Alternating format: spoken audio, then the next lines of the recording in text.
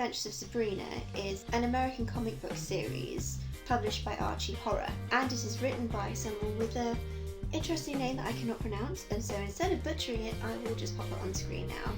As the name suggests, this is a horror twist on the Archie storyline for Sabrina Spellman. Sabrina is a half-witch who lives with her two aunts, Hilda and Zelda, her warlock cousin Ambrose, and her cat, Salem. Much like my own little Salem. As we begin the comic, we discover that Sabrina is nearing her 16th birthday, and she has to choose between the mortal and witch worlds. Sabrina has quite a tragic past. It turns out that her mother and father got married, and the father, Edward Spellman, who was in the Church of Night and worshipped Satan, wanted to bring his newborn daughter into this church also. And his wife wasn't really that thrilled at the concept, so she tried to run away with Sabrina, and she was stopped and driven insane by Edward, her husband. She was then taken to a mental institution where she spent the remainder of her years, and Sabrina was told that her mum died, which is very sad, and mysteriously Edward's father disappeared soon after this incident, so she doesn't know where her father is. He's just missing, absent from her life, and so she went to go and live with her two aunts in Greendale. A villain presents themselves, and so we now know who Sabrina has to watch out for, and it's nice to also have that wink to the reader that you know something that the main character doesn't. I personally didn't know anything about Sabrina from the Archieverse.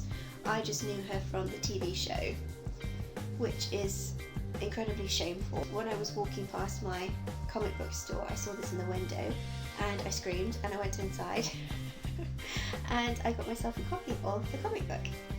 I was a huge fan of the TV show back in the day.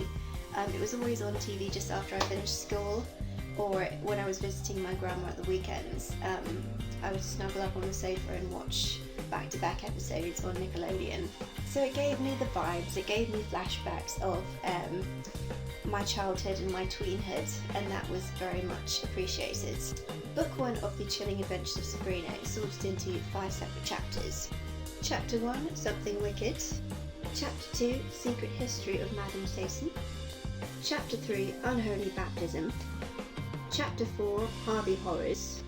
And Chapter 5, The Trial. The artwork is absolutely phenomenal, so you've got to take your hat off to them for everything that they've been able to portray within the comic book.